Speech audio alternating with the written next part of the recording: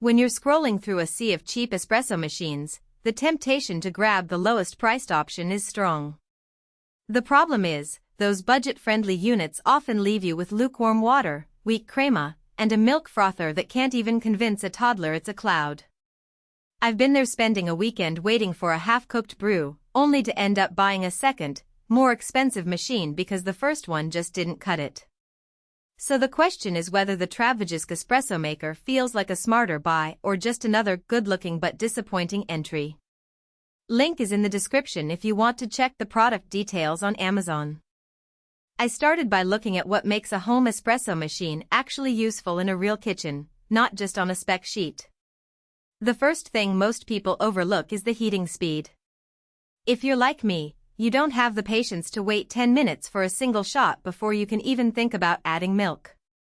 The TRABVVIJSC claims fast heating thanks to a precise pressure extraction motor, which from the product description translates to a quicker temperature ramp-up and more consistent pressure during extraction. In practice, that means you can pull a shot in under a minute after you press the button, which is a noticeable improvement over the slow boil models that keep you staring at a blinking light for ages. Another everyday pain point is milk frothing.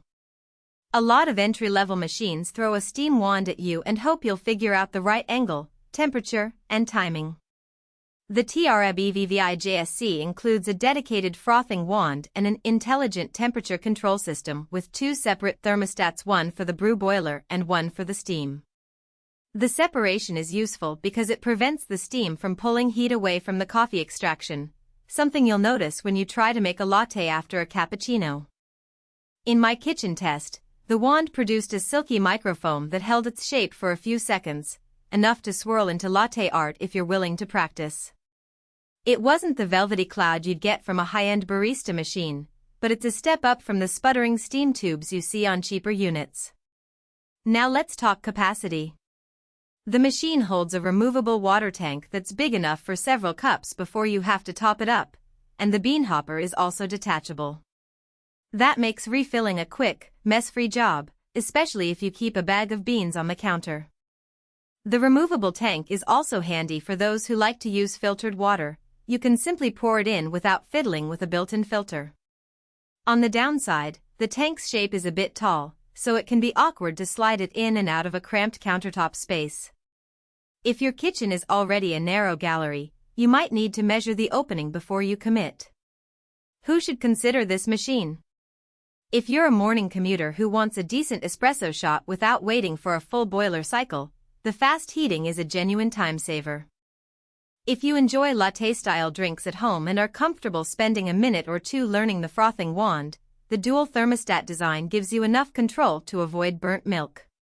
It also works well for small families or office break rooms where you need to make multiple drinks in a row. The large water tank means you won't be refilling after every cup. Who should skip it? First, anyone looking for a true calf-grade pressure pump, 15 bar or higher, should keep looking.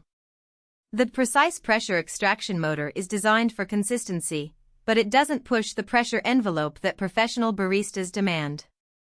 If you're a coffee purist who measures extraction time, grind size, and temperature to the decimal, you'll find the machine's automated settings a bit limiting.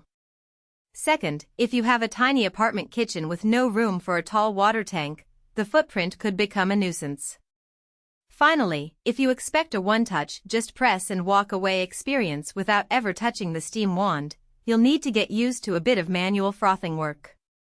In terms of hidden trade-offs, the auto shoot-off feature is worth noting. It's designed to turn the machine off after a set period of inactivity, which is a safety plus, but it also means you have to be ready to start the brew cycle within that window or the machine will need to reheat. In a fast-paced morning rush, that can add a few extra seconds you didn't anticipate. On the practical side, the visual one-touch control panel is intuitive, just a single button for espresso, a second for cappuccino, and a third for latte. The simplicity cuts down on the learning curve, but it also means you don't get fine-tuned pressure adjustments that some higher-priced models offer. The overheat protection function is another detail that shows the designer's thought about long-term reliability. If the boiler temperature spikes, the system will shut down to prevent damage, which is reassuring for anyone who worries about leaving the machine on accidentally. It also means the unit can handle a few